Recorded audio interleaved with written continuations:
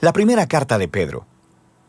Su nombre era Simón o Simón cuando se convirtió en un seguidor de Jesús. Él era parte del círculo cercano de los 12 discípulos.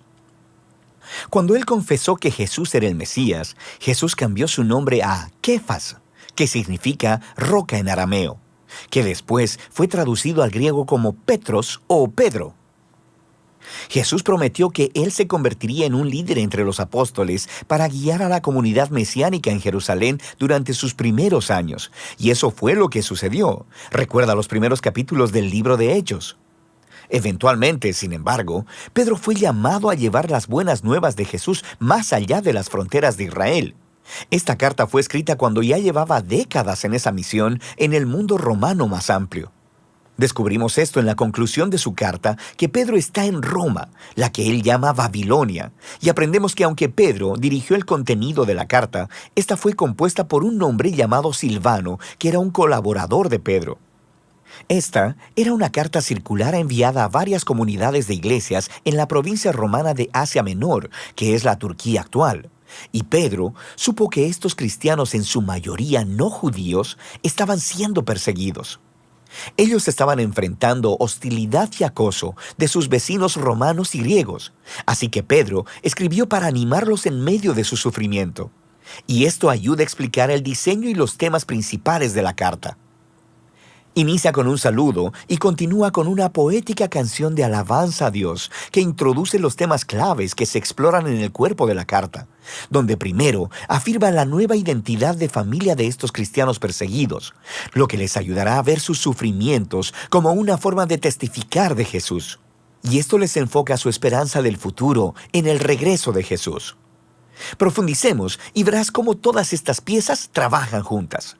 Así que Pedro inicia saludando a estas iglesias como el pueblo elegido de Dios que están exiliados alrededor del mundo. Ahora, Pedro deja claro a través de la carta que estos cristianos a los que está escribiendo son gentiles. Pero aquí, él los describe con frases del Antiguo Testamento que describen cómo Dios eligió al pueblo de Israel, la familia de Abraham, quien fue un exiliado y peregrino. Esta es una estrategia clave que Pedro repite a través de toda la carta. Él quiere que estos cristianos no judíos que estaban sufriendo vean que a través de Jesús ellos ahora pertenecen a la familia de Abraham. Así que ellos son exiliados peregrinos, al igual que Abraham. Son malentendidos, maltratados y buscan su verdadero hogar en la tierra prometida. Pedro continúa esta idea en la canción inicial. Él alaba a Dios por haber hecho que las personas nacieran de nuevo a una esperanza viva a través de la resurrección de Jesús en el poder del Espíritu. Dios está invitando a todas las personas a una nueva familia centrada alrededor de Jesús.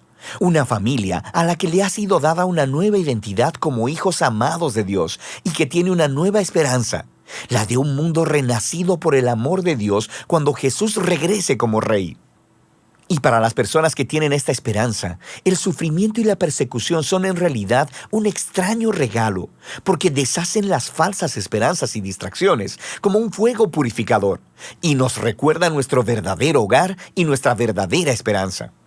Así que, paradójicamente, las dificultades de la vida pueden en realidad profundizar nuestra fe, la hacen más genuina.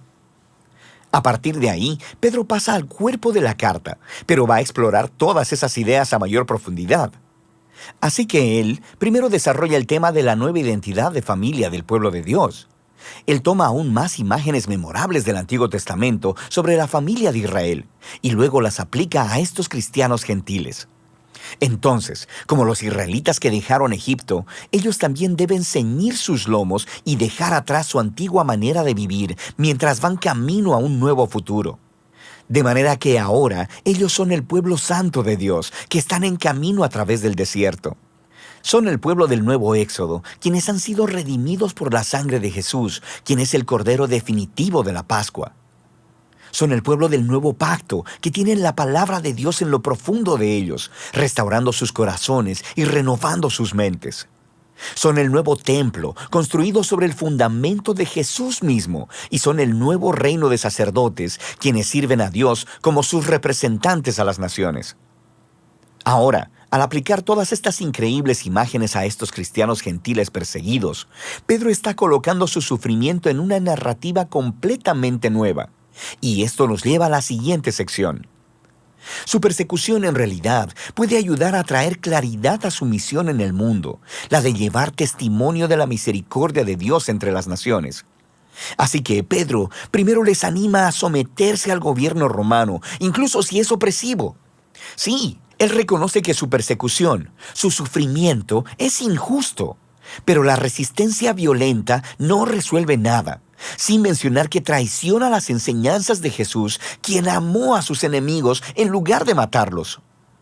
Después, Pedro resalta específicamente la muy difícil situación que enfrentaban los esclavos cristianos y las esposas cuando vivían en los hogares romanos donde el jefe de familia no seguía a Jesús. El problema es que se esperaba que todos en la casa se sometieran y adoraran a los dioses del jefe de familia. De manera que Pedro está consciente de que dar tu lealtad a Jesús generará sospecha. Así que Pedro dice que es verdad. Todos los cristianos, incluyendo a los esclavos y a las esposas romanas, han sido completamente liberados por Jesús, pero deben demostrar esa libertad no a través de la rebelión, sino resistiendo el mal de la misma manera en que lo hizo Jesús, a través de mostrar amor y generosidad a tus enemigos. Y en los hogares donde el esposo también es cristiano, la historia es distinta. Ellos deben tratar a sus esposas de manera totalmente diferente a como lo hacen sus vecinos romanos, considerándolas como iguales delante de Dios y dignas de honor y respeto. Y Pedro espera que el imitar el amor y el reino invertido de Jesús le dará poder a sus palabras, mientras dan testimonio de la misericordia de Dios y muestran a las personas la hermosa verdad del camino de Jesús. Pero Pedro también es un realista. Él sabe que los cristianos seguirán siendo perseguidos, así que les recuerda de su vindicación futura. Él recuerda cómo Jesús mismo fue perseguido injustamente y asesinado por poderes humanos corruptos, pero en realidad estaba muriendo por los pecados de sus enemigos. Y después Él fue vindicado y le fue dada la vida de resurrección por el Espíritu. Y ahora Jesús está exaltado como Rey sobre todos los poderes humanos y espirituales. Luego Pedro muestra cómo el bautismo apunta a la vindicación de los seguidores de Jesús. Entonces, como Noé, ellos han sido salvados a través de las aguas, no como un ritual mágico, sino como un símbolo sagrado que muestra el cambio de su corazón, su deseo de ser unidos a Jesús en su muerte y resurrección. Y así que ahora, incluso si son asesinados por seguir a Jesús, su esperanza está en la vindicación y exaltación futura junto a su Rey, lo que lleva a Pedro al movimiento final. Él les recuerda las palabras de Jesús, que sus discípulos deberían considerar un honor y un gozo el ser perseguidos, así como él lo fue. Pedro luego llama a los líderes de iglesia a cuidar de estos cristianos sufrientes y a mostrar la misma clase de liderazgo de servicio que Jesús hizo con sus discípulos. Y finalmente, Pedro les recuerda a estos cristianos acerca del verdadero enemigo al que se enfrentan. La hostilidad no es simplemente cultural o siquiera política. Hay fuerzas oscuras de maldad espiritual que están trabajando, inspirando odio y violencia.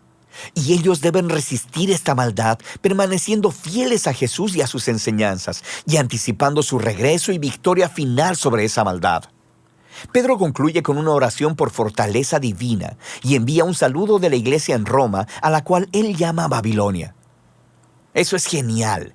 Pedro aquí está adoptando la tradición de los profetas del Antiguo Testamento, para quienes el nombre de Babilonia se convirtió en un arquetipo para toda nación corrupta. Así que Roma se ha convertido en la nueva Babilonia, y es en su imperio donde el pueblo de Dios está ahora exiliado de su verdadero hogar en la nueva creación. La primera carta de Pedro es un poderoso recordatorio de la esperanza cristiana en medio del sufrimiento. El pueblo de Dios ha sido una minoría incomprendida desde su mismísimo comienzo y deberían esperar enfrentar hostilidad porque han sido elegidos para vivir bajo el reino de un rey diferente, Jesús. Sin embargo, la persecución puede convertirse en un regalo extraño para la iglesia, porque ofrece una oportunidad de mostrar a otros el sorprendente amor y generosidad de Jesús, que es motivada por su regreso. Y de eso se trata Primera de Pedro.